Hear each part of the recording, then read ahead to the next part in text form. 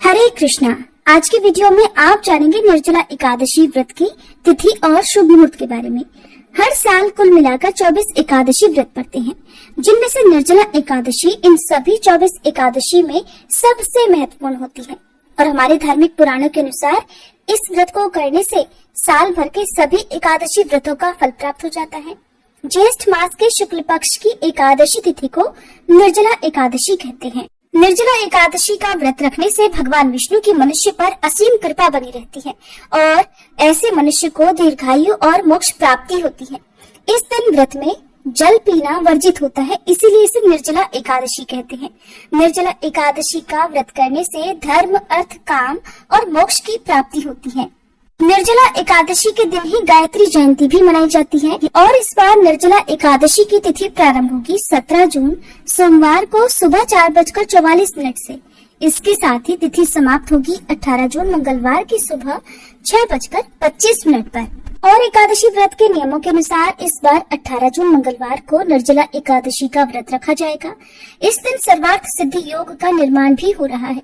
सर्वार्थ सिद्धि योग का समय इस दिन सुबह 5:24 से 6 बजे तक रहेगा। अब आप सोच रहे होंगे कि जब 17 जून को सूर्योदय से पहले ही एकादशी तिथि लग रही है तो 17 जून को उपवास क्यों नहीं रखा जाएगा? तो देखिए, क्योंकि अगले दिन 18 जून को सुबह सूर्योदय से लेकर दोपहर तक हरिवासर का समय रहने वाला है और हरिवासर का समय समाप्त होगा 18 जून मंगलवार को दोपहर 12 बजे तक।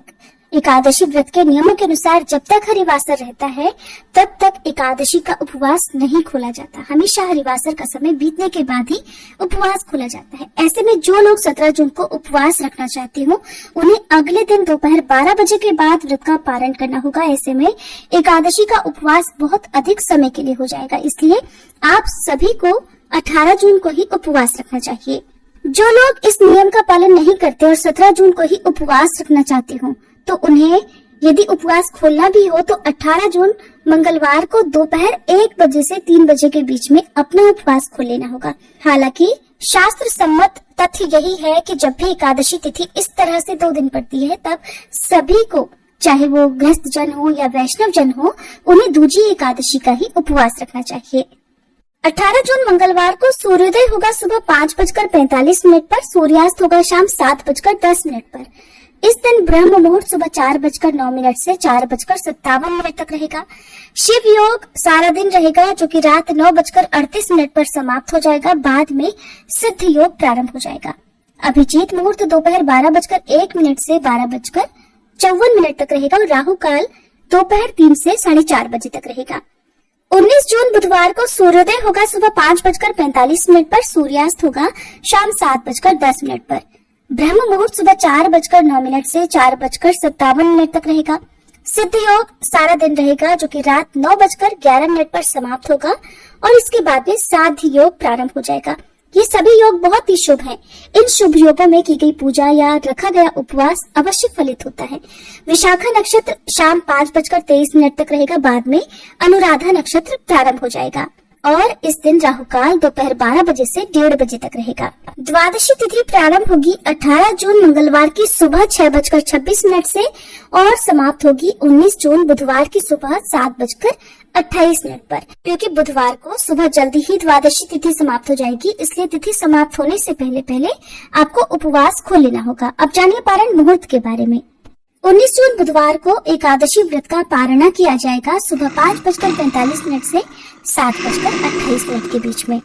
निर्जला एकादशी के दिन सुबह स्नान करके सूर्य देव को अर्घ्य जरूर दें। इसके बाद पीले वस्त्र धारण करें और भगवान श्री हरि विष्णु की पूजा करें। व्रत रखना चाहते हो तो व्रत का संकल्प लें। यदि आप निर्जल व्रत रखना चाहते हो तो निर्जल व्रत का, और यदि आप फलाहार ग्रहण करके व्रत रखना चाहते हो तो फलाहार का भी आप संकल्प ले सकते हैं। भगवान विष्णु को पीले पुष्प, तुलसी दल, पंचामृत अर्पित करें। साथ ही भगवान विष्णु और माता लक्ष्मी जी के मंत्रों का जाप करें।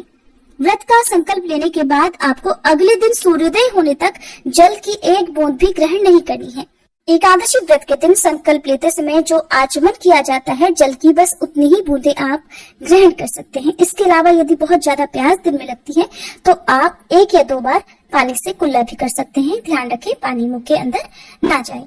एकादशी के दिन दान का विशेष महत्व होता है। आप जरूरतमंद लोगों को दान करें ताकि आपको मनोवांछित फल की प्राप्ति हो सके और ऐसा करने से सभी पापों का भी नाश होता है। अगर आज के दिन दक्षिणावर्ती शंख में जल भरकर भगवान विष्णु का अभिषेक किया जाए तो उससे सभी मनोकामनाएं पूर्ण हो जाती हैं।